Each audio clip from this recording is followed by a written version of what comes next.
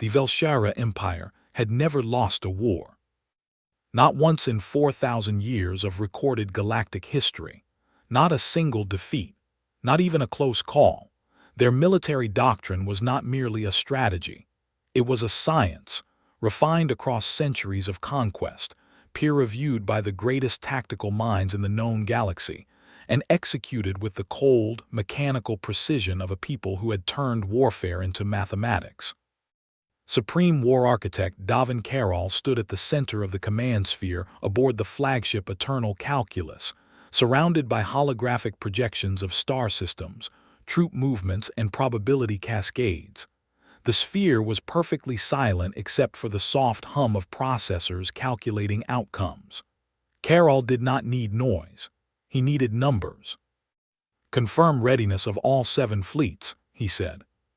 "Confirmed," replied Fleet Mind Suvith, a being of pure neural lattice integrated into the ship's architecture.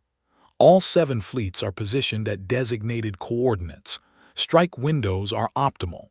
Probability of campaign success, 99.7%. Carroll studied the display. The target system glowed at the center of the projection, a small blue world orbiting an unremarkable yellow star, 3rd position, tucked near the edge of the Orion Spur. The species that called it home had only achieved faster-than-light travel 93 years ago. They had no standing galactic alliances, no ancient weapons caches, no benefactors. They had stumbled into the wider galaxy like children walking into a battlefield, wide-eyed and dangerously naive. They called themselves humans. The Velshara had been watching them for decades, cataloging them, running models, and what the models showed was clear. Humanity was fascinating in the way a storm was fascinating, chaotic, loud, briefly dramatic, but ultimately predictable. Every civilization followed the same mathematical curve. Growth, expansion, resource competition, war. The forms changed, the functions never did. What made the conquest of humanity particularly compelling to Carroll was not challenge. There was none. It was completeness. Humanity sat at the junction of 3 critical resource corridors. Absorbing them meant controlling the entire mid-rim supply chain. The logistics were beautiful. It was the kind of strategic geometry that made a war architect feel something close to joy. He had spent 11 years building this plan. 11 years of intelligence gathering, of quiet probes, of intercepted communications decoded and analyzed. His team had mapped every human military installation, every fleet position, every command hierarchy. They knew the names of every admiral, every general, every defense minister. They had wargamed the campaign 400,000 times in simulation. The average time to human surrender across all simulations, 41 days. The fastest, 19 days. The slowest, 63.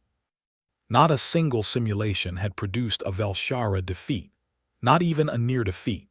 The closest any simulation had come was a scenario where a rogue human admiral managed to destroy an entire Velshara battle group through what the processors had flagged as a statistically improbable series of decisions. Carroll had reviewed it personally and dismissed it. The human in the simulation had done 3 things in sequence that violated basic doctrinal logic: sacrificed his own flanks deliberately, transmitted false retreat signals, then turned his crippled ships into kinetic projectiles aimed at the Velshara formation. The model had labeled it anomalous irrational behavior. Carroll had noted it, filed it, and moved on. Irrational behavior was self-defeating by definition. Any species willing to sacrifice its own units in such a wasteful manner would simply run out of units faster. The mathematics were iron. What Carroll did not know, what none of his 11 years of intelligence gathering had fully captured, was that humanity did not experience war the way other species did. Other species fought to win. Humans fought because something in them refused to stop. There is a difference. It is not a small one. On Earth, in the city of Nairobi, A 26-year-old fighter pilot named Lieutenant Amara Osei was eating instant noodles in a cramped barracks room when the proximity alarms went off. She dropped her fork, pulled on her flight suit in 11 seconds flat. She had timed herself before, out of boredom, and ran toward the hangar at full sprint. She did not know yet that 7 Velshara fleets had just exited FTL simultaneously across 4 star systems. She did not know that the most perfectly designed war plan in galactic history had just been set in motion. She just ran because that is what she did, because running toward the sound of the alarm was simply who she was. The Empire had modeled everything about humanity. They had never modeled that. The first strike was, by every measurable standard, flawless. At 3:47 Greenwich Mean Time, 7 Velshara fleets dropped out of faster-than-light travel in perfect synchronization, a feat that itself required years of coordination, as FTL synchronization across multiple star systems was considered one of the hardest tactical maneuvers in existence. The timing error across all 7 fleet emergence points was less than 0.003 seconds. It was, Fleet Mind Suvith noted with something approaching aesthetic appreciation, the most precisely executed multi-fleet emergence in Velshara history. Fleet 1 materialized directly above Earth's moon and immediately began suppressing the orbital defense grid. Fleet 2 emerged at the L4 Lagrange point and cut off the primary shipping corridor to the Mars colonies. Fleets 3 and 4 took positions at the heliopause, establishing a blockade that no human vessel could breach without being reduced to plasma. Fleets 5 and 6 moved to neutralize the 2 human military stations near Jupiter, large installations that humanity had been proudly constructing for the past decade, bristling with railguns and missile batteries that were, by Velshara standards, the equivalent of spears being brandished at artillery. Fleet 7, Carol's own fleet, held in reserve. War architects did not gamble. Reserve capacity was doctrine. The reserve existed not because it would be needed, but because needing it and not having it was the only path to failure. The first 30 minutes went exactly as modeled. Humanity's orbital defense systems opened fire immediately. This had been predicted. The return fire was overwhelming and precise. 47 human defense platforms were neutralized in the opening exchange. Human military communications lit up across every frequency in a blaze of traffic that Suvith monitored, translated, and summarized in real time. Their command structure is reacting as projected, Suvith reported. Admiralty is convening emergency session. Political leadership has been moved to hardened bunkers per their pre-established protocols. Forward fleet elements are being recalled from outer system patrol routes. Timeline to recall completion. Approximately 6 hours. Their fastest vessels are already redirecting. Carol nodded. This too had been modeled. Humanity would pull their scattered forces back toward Earth. They would attempt to form a defensive perimeter. It would be insufficient. The models showed this clearly, but it was the rational choice, and rational choices could be predicted, and predicted choices could be countered before they were even made. The trap was already set. Velshara Fleet 2 would allow a narrow corridor through the L4 blockade, just wide enough to look like an oversight, just tempting enough to invite the human outer system forces to make a desperate run toward Earth. When those forces committed to the corridor, Fleet 3 would close it. The humans would find themselves funneled, then compressed, then eliminated in detail. It was a technique Carol's people called the patient throat, a constriction so gradual the prey did not feel it until breathing became impossible. On the surface of Earth, governments were broadcasting emergency alerts. Shelter protocols were activating. Carol had reviewed human shelter protocols during his intelligence phase and had found them genuinely touching in a melancholy way: vast underground bunkers, civil defense networks, food stores, and medical caches. Humanity had built these after their own wars with each other. They understood, at least, what it meant to be targeted. They had just never been targeted by something this large. The Velshara were not cruel. Carroll wanted this understood, at least in the historical record. They were not monsters. They were mathematicians. Civilian infrastructure would be spared where militarily possible. Resistance would be met with force. Cooperation would be rewarded with integration into the empire's economic framework. Humans would lose their independence, yes, but they would gain stability, safety, access to 4,000 years of accumulated galactic knowledge.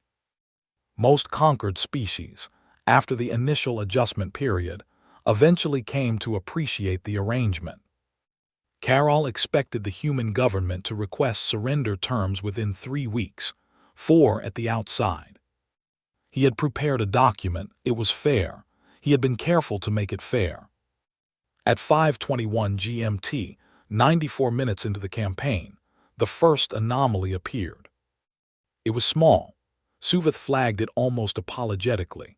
A squadron of human fighters, small, fast, one-pilot craft, had engaged the edge of Fleet One's perimeter not in a defensive formation, but in what the tactical processors initially categorized as a malfunction in their own flight systems. The craft were moving in patterns that made no geometric sense. They were not holding formation. They were not concentrating fire on weak points in the Velshara line. They were not retreating. They were simply, everywhere at once, attacking from angles that required them to fly directly through their own weapons fire, pulling maneuvers that the processors flagged as exceeding safe stress tolerances for their airframes. 3 of the craft broke apart mid-maneuver. Their pilots did not survive. The remaining 9 killed a Velshara cruiser. Suvith labeled it anomalous irrational behavior. Carroll looked at the report for a long moment. "Continue monitoring," he said, and returned to the primary display. The plan was proceeding. One data point did not make a pattern. He was wrong about that. By hour 6, the anomalies had a name. Not a Velshara name. Fleet Mind Suvith had begun internally cataloging them as variance events, a sterile label that failed entirely to capture what was actually happening at the edges of the engagement zone. The human forces were not behaving like a military. They were behaving like something the Velshara tactical models had no category for. Carroll stood at the holographic display and watched the data accumulate with the focused attention of a doctor reading a patient's chart and slowly realizing the disease is not what they thought it was. The pattern, if it could be called that, was this. Wherever Velshara forces advanced in organized formation, they advanced successfully. The human military, when it fought as a military, lost. Every time. The numbers bore this out without ambiguity. In conventional engagements, Velshara kill ratios were running at approximately 14:1. 14 human vessels neutralized for every Velshara vessel damaged. Textbook expected, correct. But the other engagements, the ones that defied categorization, told a different story. A group of 6 human cargo freighters, civilian vessels with jury-rigged weapons welded to their hulls, had attacked a Velshara logistics convoy moving between Fleet 3 and Fleet 4. They had not attacked the warship escort. They had attacked the supply vessels, specifically the fuel processors, and then fled before the escort could respond. The freighters were slow. 3 were destroyed. But the fuel processors were gone, and Fleet 4 was now running at 67% operational capacity. Carroll had reviewed the attack footage 3 times. The humans flying those freighters were not soldiers. Their flight patterns were rough, uncoordinated, almost embarrassing by military standards. But they had known exactly which ships to hit and exactly when to run. And the result was that a significant portion of his 4th Fleet was now consuming reserves ahead of schedule. Then there were the transmissions. Human communication traffic had not decreased as expected following the initial shock of the invasion. It had increased, but not in the way military communications increased. The Velshara decryption teams were picking up signals from what appeared to be individual humans, private citizens, not soldiers broadcasting on military-adjacent frequencies. Not orders, not tactical data, something else. Stories. They were telling each other stories, sharing accounts of the attacks. Specific humans, pilots, engineers, a group of miners from an asteroid station who had apparently disabled a Velshara drone relay using equipment designed to drill rock, were being named, described, celebrated. The broadcasts were being picked up across every inhabited human settlement within signal range. Suvith flagged this as anomalous morale behavior and noted that historically, civilian populations under military attack showed communication reduction as individuals prioritized personal survival. The increase in human communication was not modeled. It did not fit the curve. Carroll looked at his reserve fleet disposition, and for the first time in 11 years of planning, felt something he did not immediately recognize. It took him a moment to identify it. It was unease, not fear. Carroll was not built for fear, and 11 years of preparation had left no room for it. But unease was something different, a subtle wrongness in the data, a signal that the model and the reality were beginning to diverge in ways that the 99.7% confidence rating had not accounted for. He called a senior staff review. "Explain the variance events," he said simply, looking at the assembled tactical minds of the Velshara High Command. There was a pause that lasted slightly longer than it should have.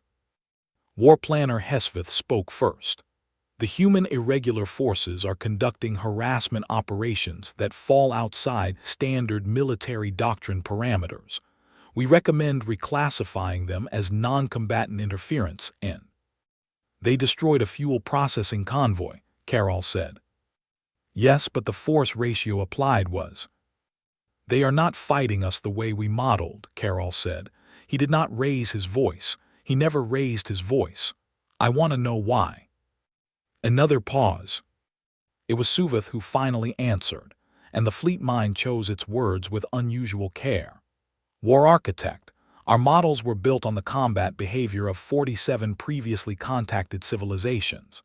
In each case, military forces engaged in structured, doctrine-consistent responses to superior force. The variance in human behavior may be attributable to a structural difference in how this species conceptualizes warfare itself." "Explain." "Most species fight to achieve victory," Suvith said. "Humans appear to fight to avoid defeat. These are not the same objective function. The first produces rational force conservation. The second produces—" a pause. "Something our models did not adequately capture." Carroll looked at the display, at the spreading map of variance events, at the fuel reserves ticking down on Fleet 4, at the cargo freighters that should have been irrelevant and weren't, at the name that kept appearing in the intercepted broadcasts, attached to increasingly improbable stories. "Lieutenant Amara Osei." "Pull everything we have on that pilot," he said. The file on Lieutenant Amara Osei was thin. Born in Nairobi, 26 years old, fighter pilot, third-generation military family. Graduated top of her class at the East African Aerospace Academy. Decorated twice for performance during training exercises. No combat record prior to the invasion. Humanity had not fought a war with an external species before now, because no external species had attacked them before now. On paper she was unremarkable, one pilot among thousands. What the file could not capture, what no intelligence file could capture, was what she had done in the 94 hours since the invasion began. Carroll watched the compiled footage with the quiet intensity of a scientist, observing something that contradicts a fundamental law of physics. Her first engagement, the one that had initially been flagged as anomalous irrational behavior, had not been irrational. He understood that now. She had been flying a craft with a damaged stabilizer. The Velshara weapons fire in the opening exchange had clipped her fighter's left thruster assembly. A rational pilot would have disengaged. A rational pilot would have recognized that a damaged craft was a liability. She had recognized that a damaged craft moved unpredictably, And that unpredictability was a weapon, and she had used it with a precision that was almost mathematical in its own right, the mathematics of chaos instead of order. After the cruiser kill, which she had achieved by targeting the exhaust manifold of a Velshara vessel while flying inverted at maximum thrust, a maneuver that 3 separate Velshara flight analysts had reviewed and concluded was physically inadvisable, she had not returned to base. She had landed on the hull of a civilian transport, transferred to a fresh fighter being ferried from a surface airstrip, and gone back out. 17 hours without stopping. The Velshara pilot she had engaged in that window had filed consistent reports. She did not fight to kill. She fought to stay in the fight, harassing, retreating, drawing pursuit, leading Velshara craft away from positions they needed to hold. She had pulled 4 interceptors away from a critical defensive corridor, long enough for a human engineering crew to collapse a sensor relay that Fleet 1 had been using to track subsurface bunker locations. The engineering crew had used mining charges. Carol set down the file. "She is one pilot," War Planner Hesvith said, reading Carol's expression with practiced skill. "The broader campaign metrics remain within projected ranges. Show me the updated fuel reserves for Fleet 4. Hesvith hesitated. 59%. It had been 67% 2 hours ago. Show me the sensor relay status for the Northern Hemisphere grid. A longer hesitation, partially degraded. The mining charge detonation was larger than anticipated. Human mining charges are not precision instruments. "No," Carol said, "they are not." He looked at the display for a long moment. "That is not an accident." He pulled up the broader picture, not just OSI, but every variance event across all 7 engagement zones. He had been looking at them individually, each one small, each one manageable, each one technically within acceptable loss parameters. He had not been looking at them together. Together, they formed something. It took Carol's mind, a mind trained across decades to see strategic patterns, nearly 4 minutes to identify what he was looking at. That delay alone told him something important about how unusual it was. The humans were not fighting a war. They were fighting 1,000 small wars simultaneously, each one too minor to justify a tactical response, collectively adding up to something that had no name in the Velshara strategic lexicon. Every variance event was a probe. Every probe gathered data.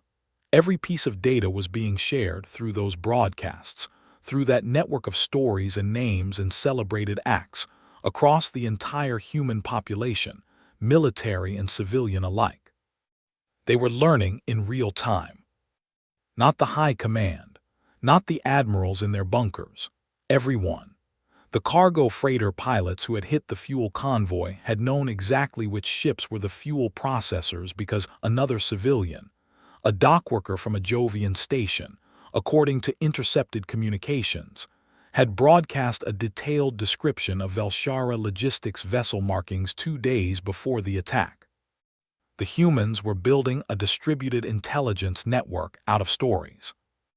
It was the most inefficient military information system Carol had ever encountered. It was also completely invisible to his intelligence apparatus, because his intelligence apparatus had been looking for military communication channels. The broadcasts were not military. They were personal. They were emotional. They sounded like news reports, like letters home, like the kind of thing a species told itself when it needed to remember why it was fighting.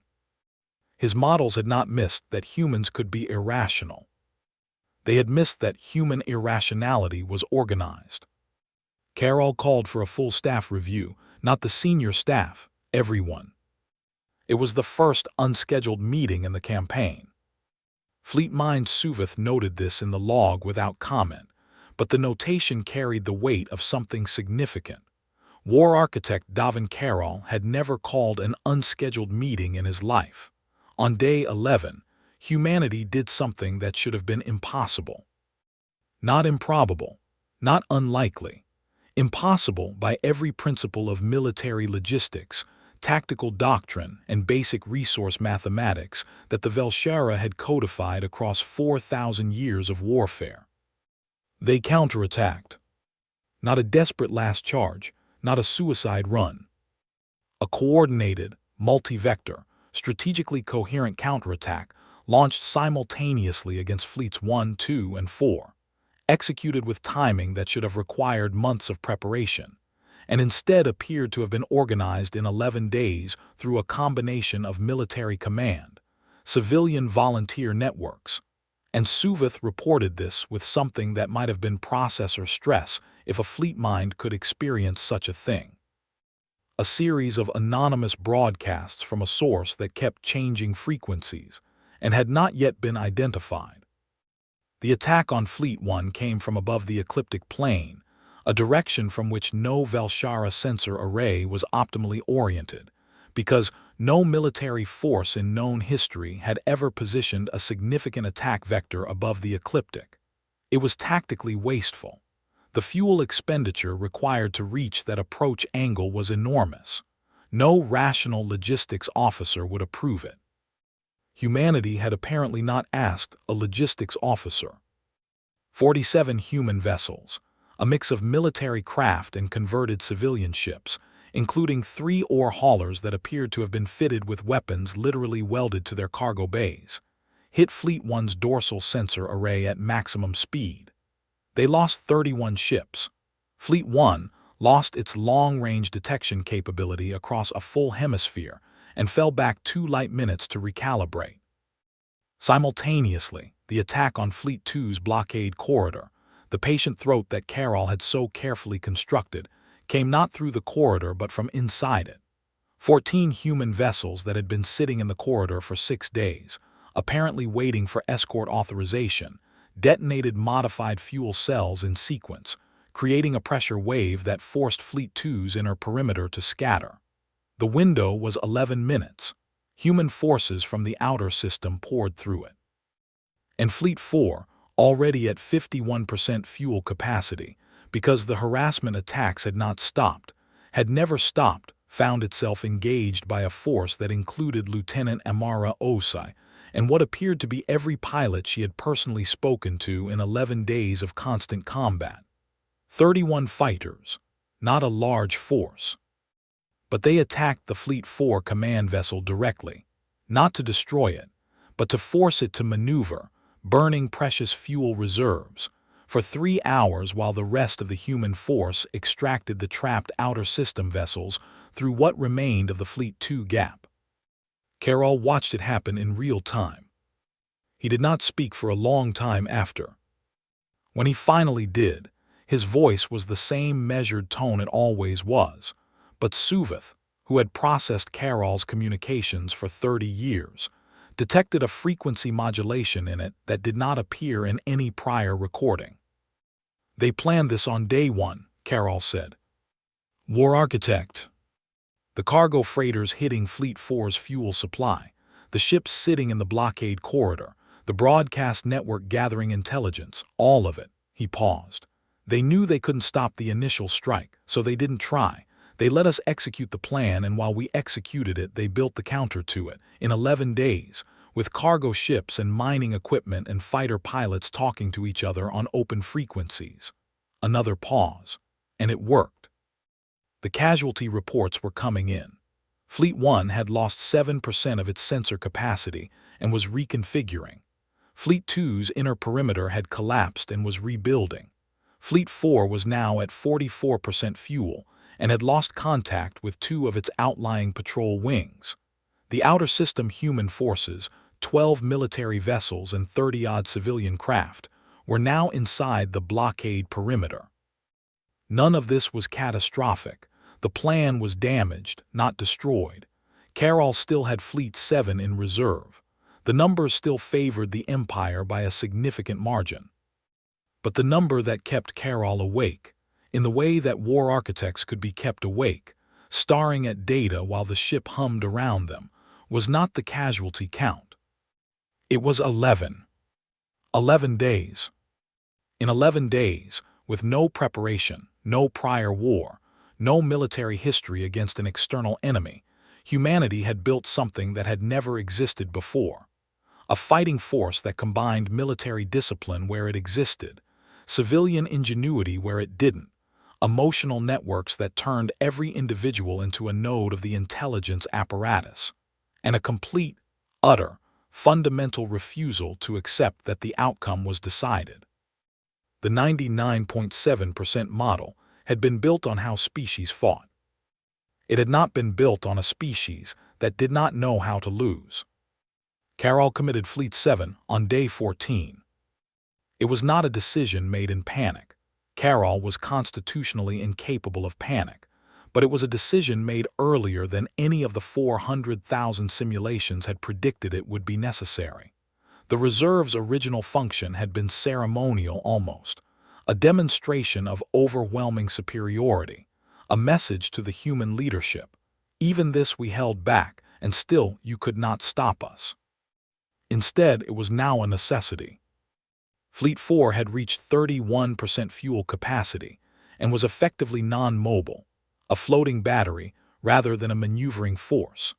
Fleet 2's reconstituted perimeter had been probed 7 times in 48 hours by what human broadcasts were now calling the corridor runners, a loose collective of civilian pilots who had turned blockade running into something the broadcasts described with a breathless enthusiasm that Suvith found difficult to translate. The fleet mind kept rendering the human term as sport, which seemed incorrect, but no better translation existed in the Velshara lexicon. The human military, meanwhile, had done something unexpected with the outer system forces that had broken through Fleet 2's gap. Rather than integrating them into a conventional defensive formation around Earth, the rational choice, the modeled choice, they had split them into small groups and scattered them. Each group was operating independently, with only loose coordination through the broadcast network. This was militarily inefficient in the extreme. It was also making them nearly impossible to engage decisively. Every time a Velshara squadron moved to neutralize one group, 2 others moved to somewhere else. There was no center of gravity to strike. There was no command node to decapitate. The human military structure, which had looked on day 1 like a conventional hierarchy, had transformed, or perhaps revealed itself, as something flatter, more distributed, more resistant to the kind of targeted strikes that had ended campaigns against every other civilization the Velshara had faced. Carroll had read human military history during the intelligence phase. He had read about their ancient wars on their single planet, the centuries of conflict before they developed FTL, the brutal, grinding wars that had occasionally consumed entire generations. He had read it as context, as background, as the kind of historical information that explained why humanity had certain psychological traits without having operational significance. He should have read it as a manual. Because what he was watching now, the decentralization, the adaptability, the way tactical innovation spread through informal networks faster than through command channels, the willingness to absorb catastrophic losses and continue, was not new behavior. It was the oldest behavior humanity had.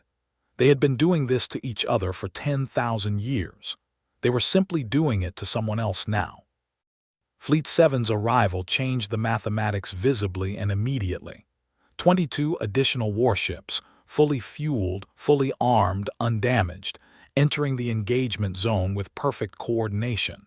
3 of the scattered human groups were caught and eliminated. Fleet 4 received emergency fuel transfer. Fleet 1's sensor gaps were covered. For 6 hours, the campaign looked like it had looked on day 1. Carroll allowed himself something that was not quite hope, but was adjacent to it. Then the broadcasts changed. For 11 days, the broadcast had been reporting, sharing information, celebrating small victories. They had been the voice of a species telling itself it was still fighting.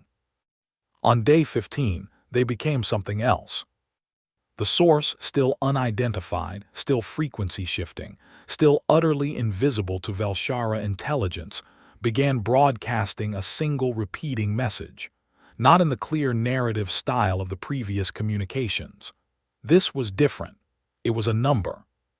A coordinate.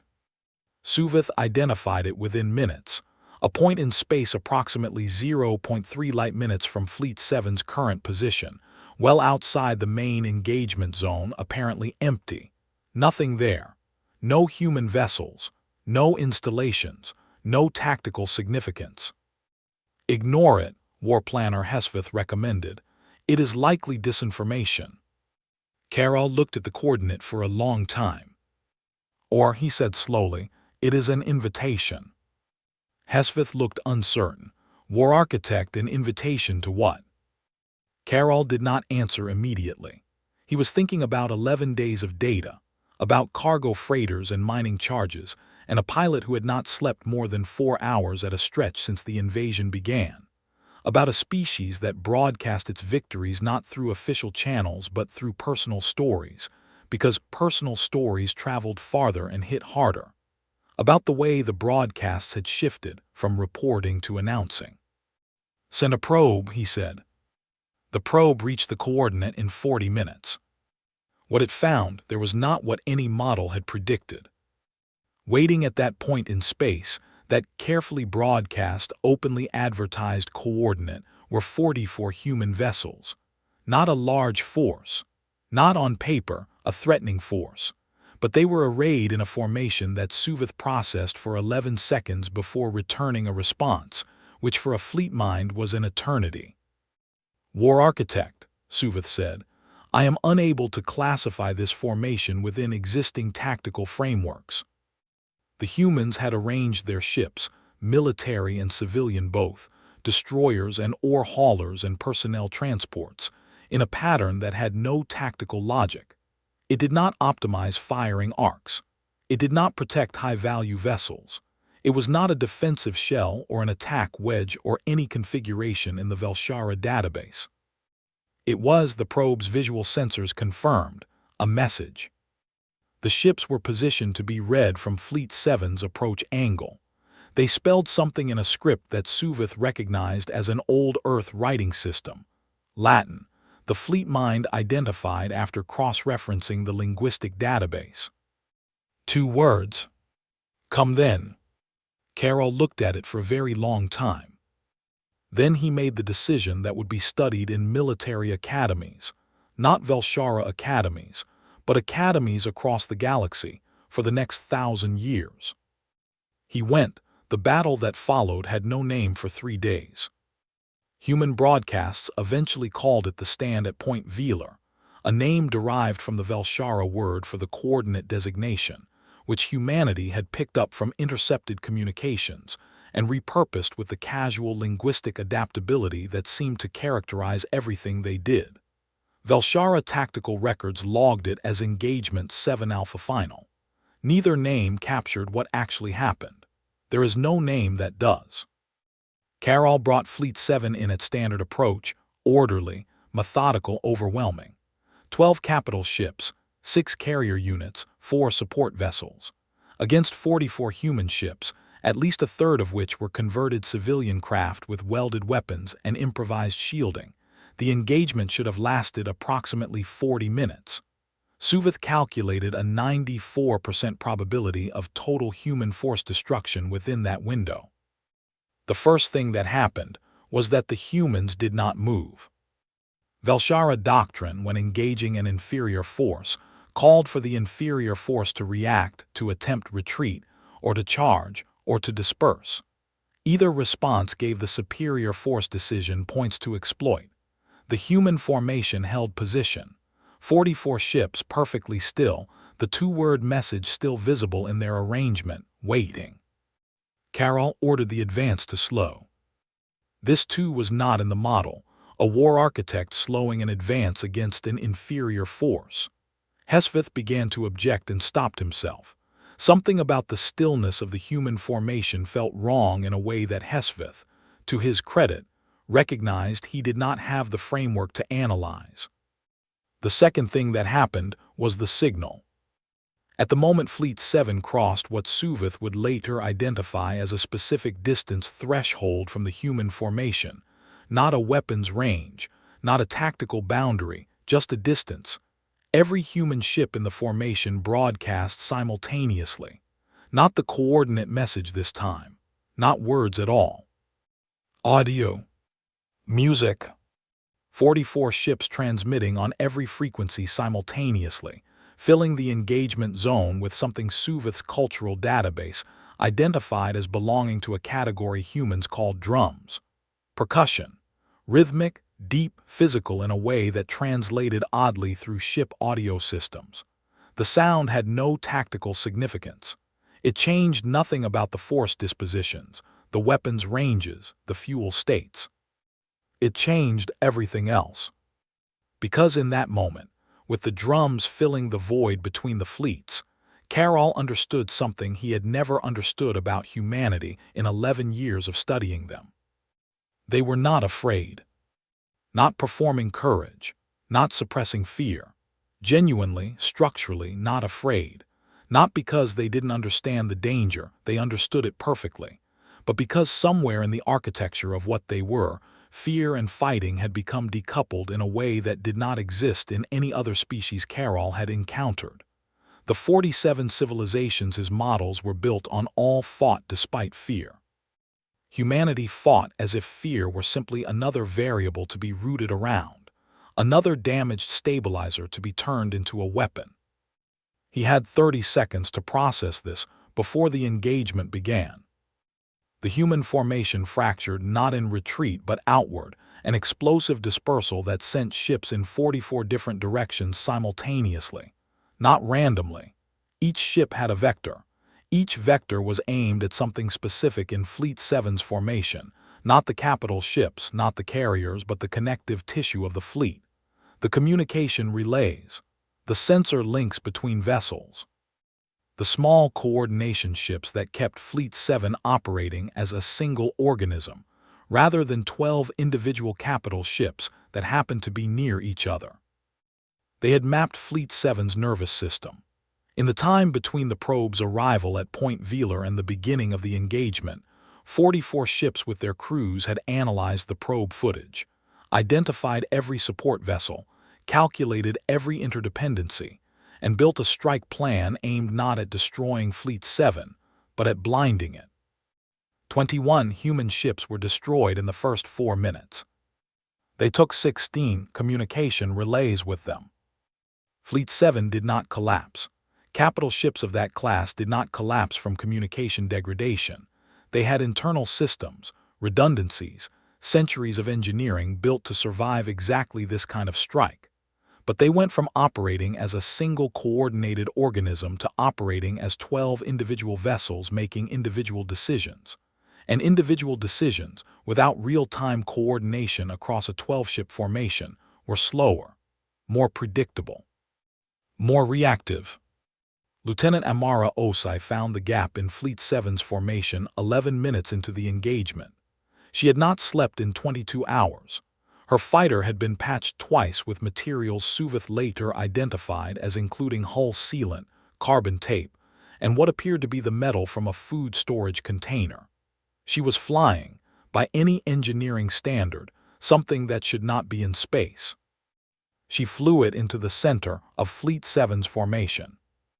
Not to die, to be seen, to force the 12 capital ships to track her, to respond to her, to orient their weapons toward the single, unpredictable small craft moving through their formation like a thought they couldn't stop thinking.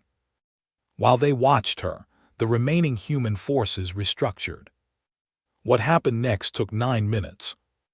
The details are in the records, and the records have been reviewed many times by many analysts, and none of them have produced a satisfying explanation for how 23 surviving human vessels, many damaged, one literally held together by external clamps that its crew had spacewalked to install during the engagement, achieved what they achieved against 12 Velshara capital ships that were among the most powerful military assets in the known galaxy. The explanation that keeps appearing in the analyses, reluctantly, is simple. They refuse to lose. Not as a strategy, not as a tactic, as a fundamental property of what they were. The Velshara capital ships were extraordinary machines crewed by extraordinary soldiers fighting for an empire that had never been defeated. They fought hard. They fought well. But there is a difference between fighting hard and fighting, like you simply cannot conceive of any world in which you stop. Fleet 7 at the end of 9 minutes was not destroyed. 5 capital ships were intact and combat effective. 4 were damaged but functional. 3 were dead in space. But Fleet 7 was finished. Carroll, watching from the flagship as the engagement reached its terminal state, made the call with the same measured voice he always used. "Signal the ceasefire," he said. Hesvith looked at him. "We still have sufficient force to." "Signal the ceasefire," Carroll said again. He had done the calculation. Not the one about Fleet 7, the one about the next 11 days, and the 11 days after that, and the year after that, and the decade after that. An empire fighting a species that would never, by any evidence available, accept a final outcome. The mathematics, for the first time in his career, did not favor the empire. The Velshara withdrawal was not announced. It did not need to be. Fleet 7 pulled back. Fleets 1 and 2 followed. Fleets 3 and 4, 3 intact, 4 barely mobile, made their way out of the Sol system over the following 72 hours. It was orderly, disciplined, and total. Carroll had not survived 4 decades of military service by being unclear about outcomes. He filed his report to the Imperial Senate on day 19 of the campaign. It was, by the standards of Velshara military documentation, unusually short. Carroll was not a man who wasted words, but this report was terse even by his standards. The Imperial Senate, reading it, understood why. Some things resist the comfort of elaborate explanation. The core finding was this: the Velshara Empire encountered a species for which existing military doctrine has no adequate response framework. Campaign objectives cannot be achieved within acceptable resource parameters. Indefinite engagement is not viable. Withdrawal is recommended. The Senate debated for 6 days. They voted to accept the recommendation. It was the first time in 4,000 years that the Velshara Empire had withdrawn from a campaign against an inferior military force. The historical record would note this carefully. Historians would debate the decision for generations, whether it was wisdom or weakness, strategic calculation or something older, something harder to name. Most would eventually land on the same answer that Carroll himself had reached on the bridge of the eternal calculus, watching 44 ships hold position in the dark and play drums. Some forces cannot be conquered, not because they are too strong. Strength is quantifiable, and quantifiable things can be overcome, but because they have no terminal condition. Because the variable that most military models treat as a constant, the willingness to continue, is not a constant for every species. For humanity, it appeared to have no upper bound. The news of the withdrawal reached Earth through military channels first, then through the broadcast network that had carried the campaign stories. All of them. The cargo freighters and the mining charges and the ore haulers, and the fighter pilot who had gone back out on a ship patched with a food container wall.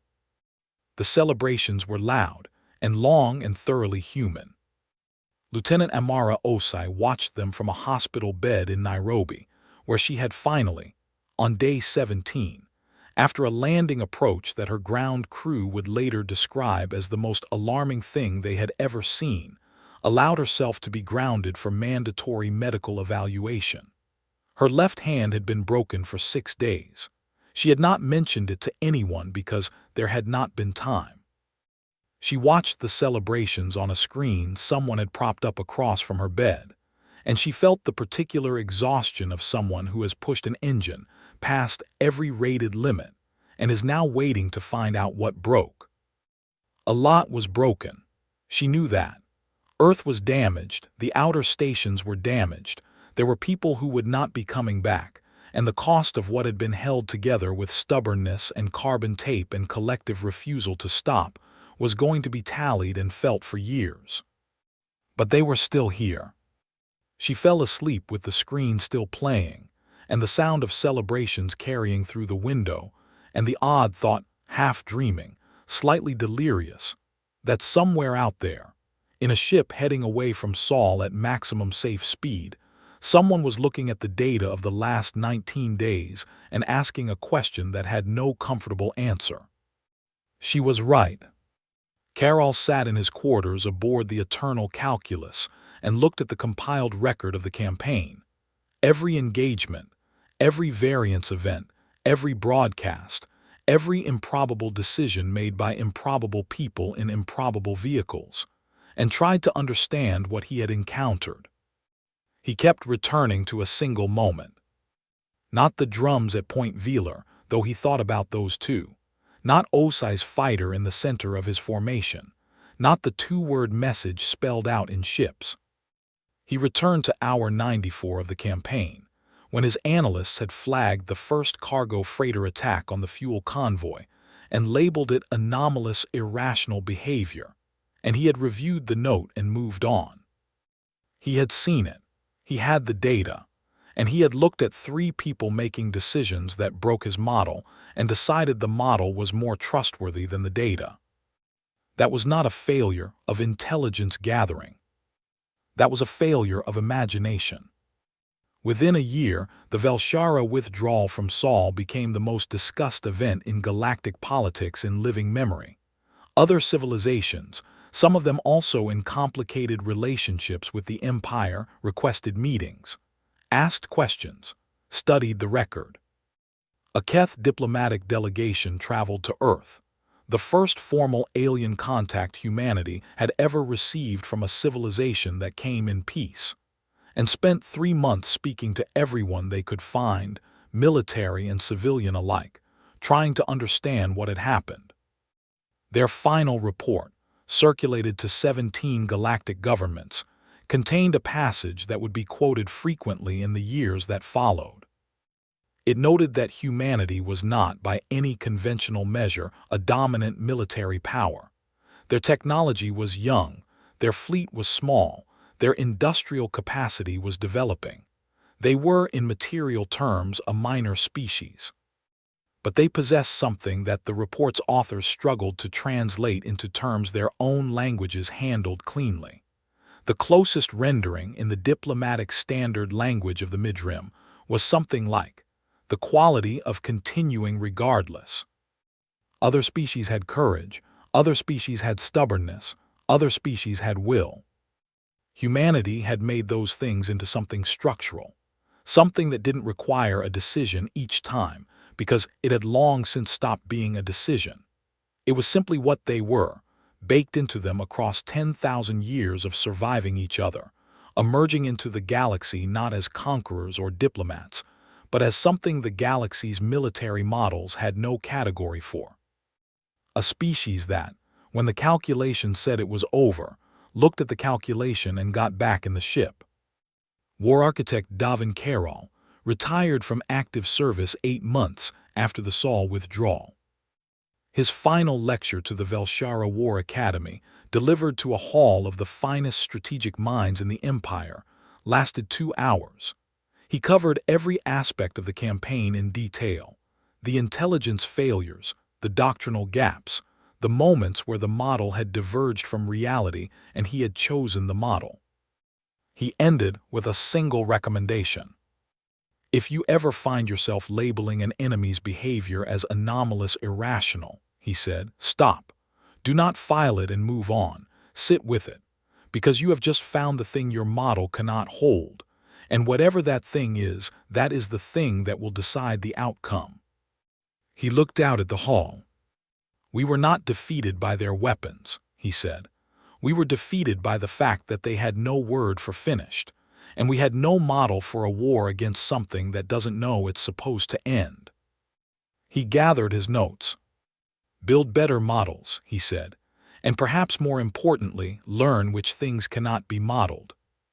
He walked off the stage. Outside the academy, somewhere across the galaxy, on a small blue world orbiting an unremarkable yellow star, A 26-year-old pilot with a healed left hand was back in the air. Not because anyone told her to be, because that was simply who she was. And